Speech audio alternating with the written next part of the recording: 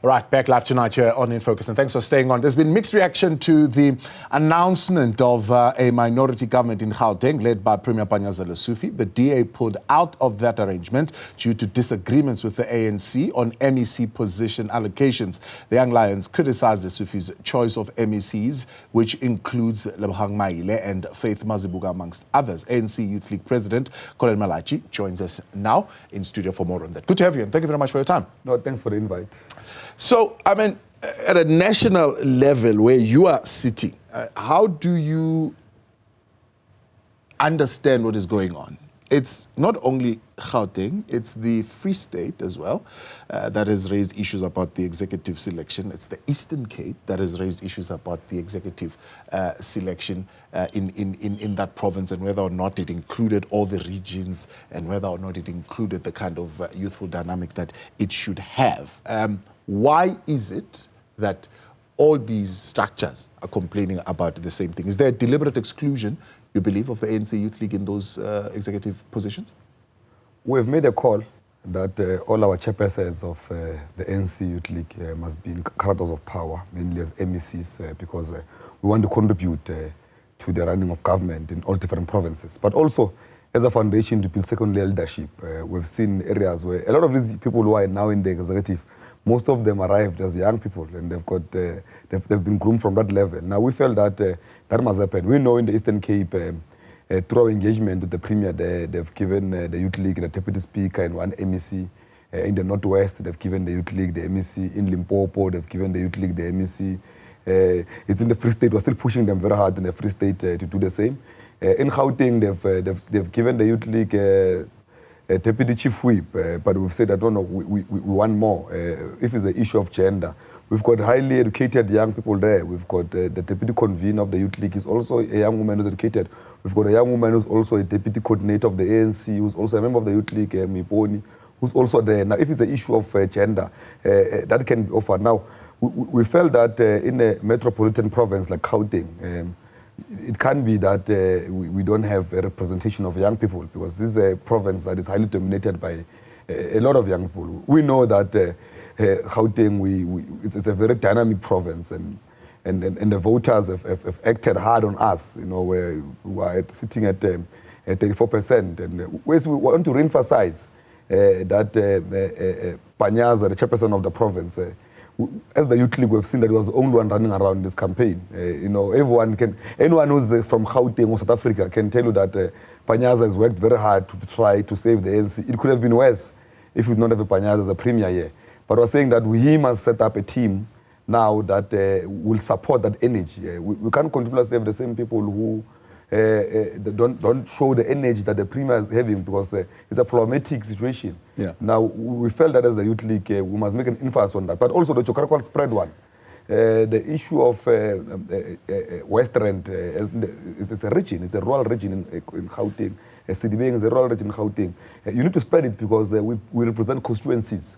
Now, we can have a situation whereby about 4 people who are deployed are from one region, and other constituencies in the province don't have representation. Now, those are things that we're arguing on, but we're utilizing Gauteng as an example, because we're addressing in Payasta, which is in Gauteng, but it's a general principle that must be applied all over the country. So there's someone listening to your articulation and your attitude. They're saying, well, Collen is now joining the war against the ANC Gauteng provincial executive that has been started by Fikile Mbalula, who's also been somewhat critical of them. I don't know what is the war, but what I know, if you're speaking about the Gauteng Provincial Government of Unity, the only issue that they were caught between a rock and a hard place. There was nothing that the provincial leadership can do when the DA is not coming on board. Remember, we invite people to come and join the government of national unity. Now, when you open people to invite, if they don't want to accept the invite, you can't be blamed for that. Now, I don't know if that is the war that the DA accepted the invite at national, but they've not accepted everywhere in all provinces. You go to Northern Cape, the DA voted with the EFF. Now, these are different political parties. Now, if we invite you to our government of national unity and you don't come in, we can't force you in.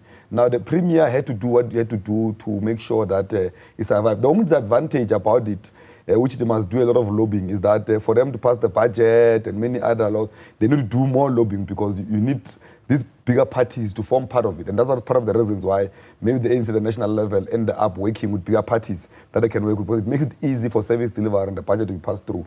But you can't say there must not be government in Gauteng because all these big parties want to come in. No, you need to give the people of Gauteng their own government. They not give us the majority, they give us less than 40%. Now we're using what we have to make sure that we continue to redeem ourselves and do what they say we've not done. And on top of that, we're punished because they were saying that there's a lot of illegal foreigners in Gauteng who have hijacked buildings, there's a high level of crime, there's a high level of youth unemployment, there's the issue of service delivery, instabilities in metros. Now, those are areas that the voters punished us for, and we need to fix that so that come 2026 and the next elections, we're able to gain back the support of our people. Having said that, having understood the context of how we got to this particular point with the Premier having to make the kind of choices that he made, you still say, yeah, but Premier, you still have golden boys that are forever going to make it to your cabinet. Why? Look, we need change. You know, we can't have the same people appearing again and again and don't give new energy. Even if they have given him 3 people, in those 3 people, a young person was supposed to come in. We need new brooms to come in and assist because we have the old brooms are there, but we also need the new brooms to come and assist to clean, because we can't say we want to clean up a mess that has put us below 50% and still use the old brooms. Why do you think that people who have those positions guaranteed? What guarantees their positions? Look, mainly in political environments, it's political influence because we're in a political space. In most cases, maybe the Premier might believe that the old brooms might assist moving forward, who might share different views as the Youth League, that maybe might need new brooms. Let's test the new brooms and see if they don't work. Because you can't continuously use the same brooms that we've been dropping throughout with the same brooms. Now try new ones, try new talent, and that's what we're lobbying the Premier on. And I think we know very well that the Premier is a product of the Youth League. He will not take it as a personal attack on him, because we have a responsibility as the Youth League to hold the government accountable, because we mobilize the youth of South Africa to vote for the ANC. Now we need to have a view on what must happen in the government of the African National Congress. Yeah, but I mean, if you were to look at that particular executive, they all come from the previous administration. That's what we differ with. Yeah. Those who are ANC members, they all come from the previous administration. That's what we differ with. Yeah. So you are saying he must fire all of them? No, I was saying that bring in new brooms. There's mixture. You know, you need a bit of experience. You need new generations to come and assist. Now, you can't have 100% of the people that have been there, all of them coming back. You need to bring in new people to assist with new ideas to move forward, because it shows that the same ideas can continuously be used. They have not worked because they have not increased any vote for us. And what did then you miss in terms of engaging the Premier? I mean, it's the prerogative of the Premier ultimately to choose his executive. But what did you miss in terms of your engagement with him to get that point across? Look, the Youth League have been engaging openly. If you've been following us, we've engaged all premiers on representation of new brooms, which are young people from the Youth League. And they've listened, most of them. If you can check representation, we're not talking about provinces where we don't have the executive authority. Northern Cape, we have a young Premier, we have a young MEC of Economic Development and Finance. You move to many areas, we have young representation. Now, Gauteng, it can be an exception. You know, the Premier needs to go back and appoint a young MEC. Are you of the view, as the Gauteng, the Johannesburg ANC Youth League, the convener, they're articulating that they still believe that the door must be left open to engage the Democratic Alliance, particularly on the issue that you're raising of passing budgets? Yeah, look, we need to do that. We need to engage everyone to assist us, because we don't have the majority to do it alone. Now, I don't think there's a door closed out for the DA in the government of Gauteng. The issue is that maybe the engagements did not happen as per the plans, but the engagement must continue, because we are not going to be able to pass budgets if you don't engage these big political parties. Now, what is the use of having an executive and don't have a budget passed? Because you need the budgets so that you can deliver the services to our people. Is the Premier open to reconsider his decision? Is that an ultimatum that you're putting for him, or you are suggesting strongly that he does so? Look, he needs to reconsider his decision. It's very important, especially in Gauteng. It's a metropolitan area that is highly dominated by the youth. I don't think he wants to appear as a Premier's anti-youth, because even in his youth days, he was given opportunities to learn and be part of the government at that time. Now, I think it's a mistake that is done. That's why in our trial said we will forgive him for that mistake, but he needs to correct it.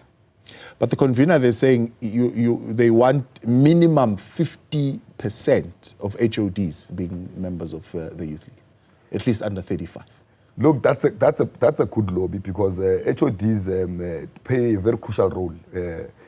But you need to be qualified, you need to apply. We know a lot of young people qualify, and we can have a lot of young people becoming HODs and driving that agenda. You know, it is not true. We need to build them now.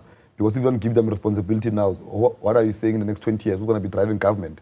You need to expose the youth in all the corridors of power, not only HODs, even junior management, even business opportunities. We need young people in all economic corridors of their own country.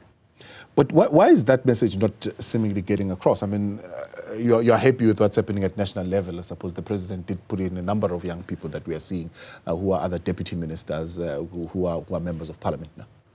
Look, still not enough. Look, we've achieved what many generations have not achieved in many years. We've put close to 17, if not over, young people are below 35. When I was in parliament, there were less than 5 young people below the age of 35. It's a big achievement, and we believe that the president must use all of them. The numbers that you gave us of people who are below 35 and below 40, we think more can be done.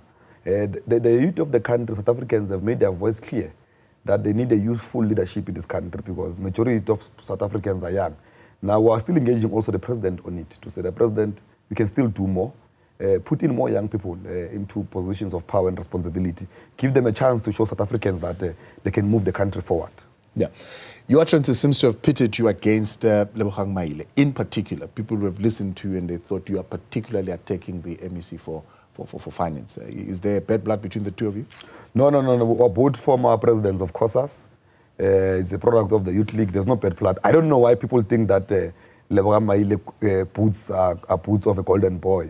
Why do they, on top of all the MECs, I said MECs, golden boys. There's many male MECs there. There's Comrade Chilwan, and there's Jacob, Mama Bullo. I don't know why the whole country assumes that the golden boy is Lebogang Maile. You know, I don't know what informs that.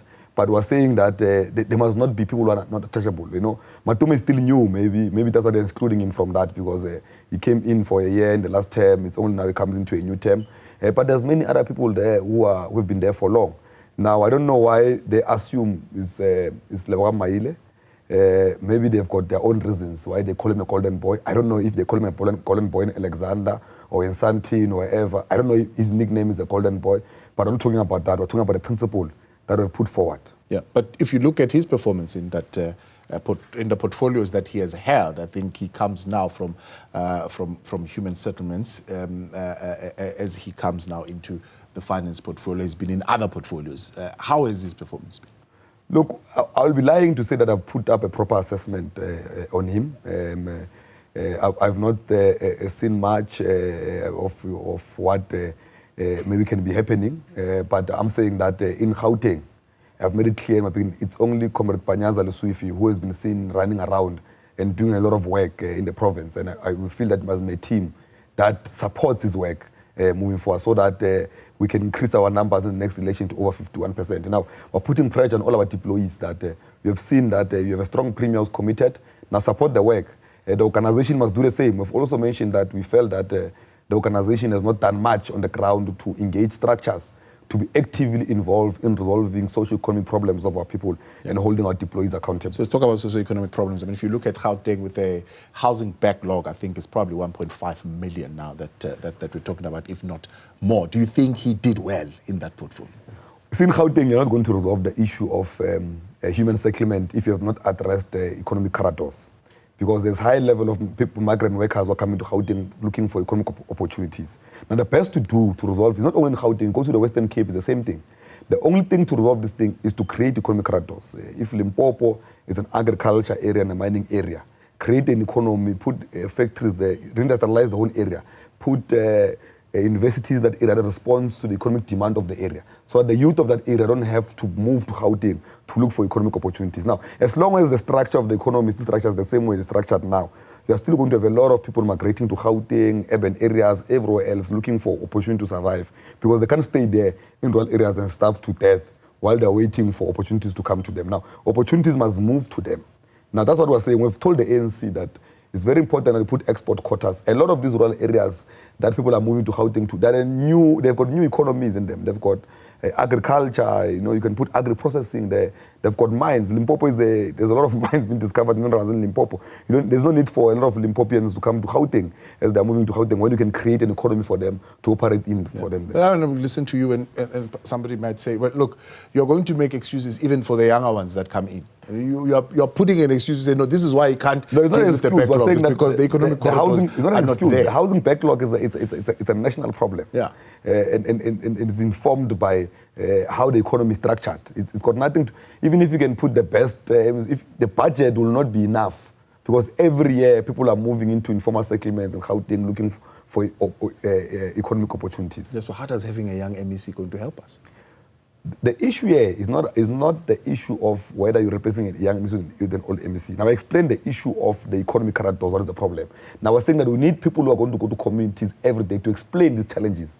We need active citizens. Now we're saying that I've made an example with Panyaza as a premier here that is convened people, he has created skills programs for them here in the city. Some of these opportunities were not from the budget of Gauteng government. They've taken from opportunities, whether it's labor, whether it's employment. Now we need proactive thinkers to resolve the problems on the ground. Now, we believe that young people have got that energy and capacity to do that. Yeah, we had a fairly young MEC at social development. Bali is considered fairly young. Seems to have made a mess of that situation. We're speaking about young people below the age of 35 at this point. So you don't consider her to be young? No, we're speaking about below the age of 35. When she came in, she was below the age? No, she was not. What? How old was she? She was not. She was in her 40s or late 30s. Okay. But we've not assessed her if she has done badly or not. And I think that the report will come forward whether she has done badly or not. And if she has done that, we're saying that maybe the Premier did a good decision by removing her as an MEC deployed. But that assessment report has not arrived in our position. Our principal view is that the youth must be given opportunity to be the drivers of their own country and their own economy. Do you see the provincial government of unity in KZN holding? Look, there is no... The voters have put us in a very difficult position. I can't sit here today and say there's a guarantee that all these governments are formulated, they can last for the next coming 1 year or 2 years. But it's an environment they've given us that how do we find a way of working together? Now, it's a tight situation because today we can say it works, tomorrow it does not work. And as the Youth League will be hard on those governments if they don't work to deliver service to our own people. But the reality is that government of national unities or any unit of different organizations who don't always agree on the ideology and policies, they are bound to differ in many areas. And some of the differences might push them to even collapsing the governments that they're working in. I see again the ACCP is emphasizing on this question of as much as the DA would irritate you as the ANC, the EFF would irritate you as the ANC. The EFF is a better irritation because the DA is a danger to the ANC. What's your view? Look, I came here not long ago and I'll stick to what I've said when I was here. That there is no difference between the DA and the EFF. They've got the same funders, they've worked the same way. The obsession, all of them, is to remove the ANC out of power and reverse the gains of freedom. Now, they will all irritate you. Now, what you analyze now is that who you want to work with at that time.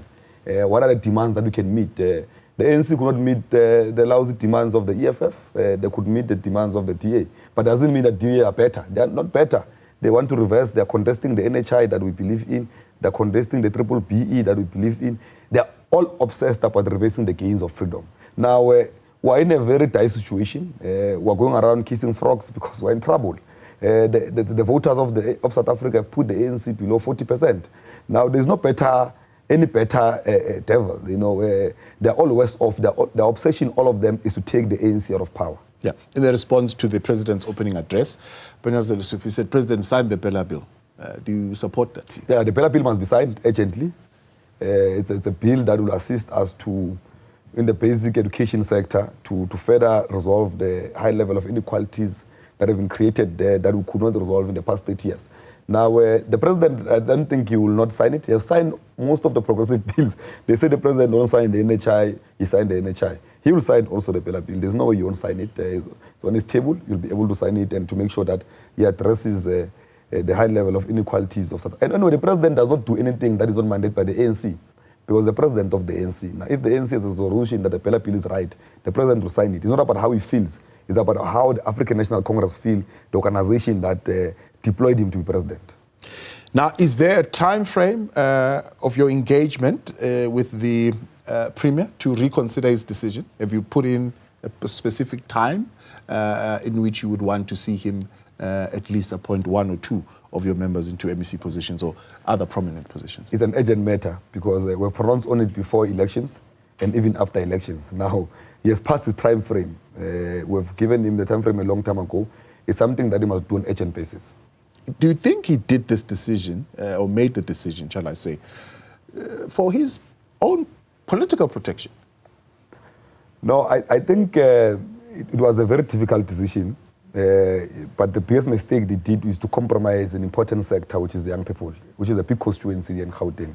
And I think it was a wrong decision. That's why I was saying that we were forgiving for that.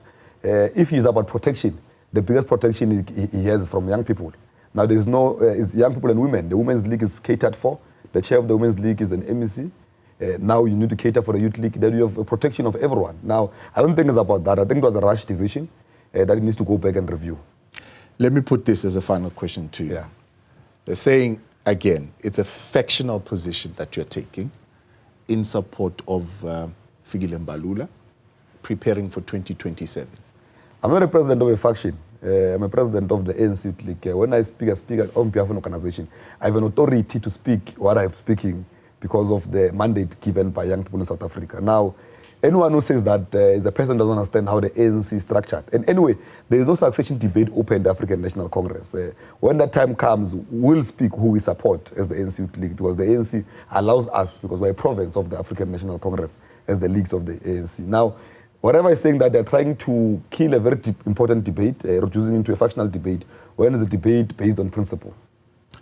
Appreciate your time. Collen, thank you very much for coming. Collen Malatji there. That's the president of the ANC Youth League. Right.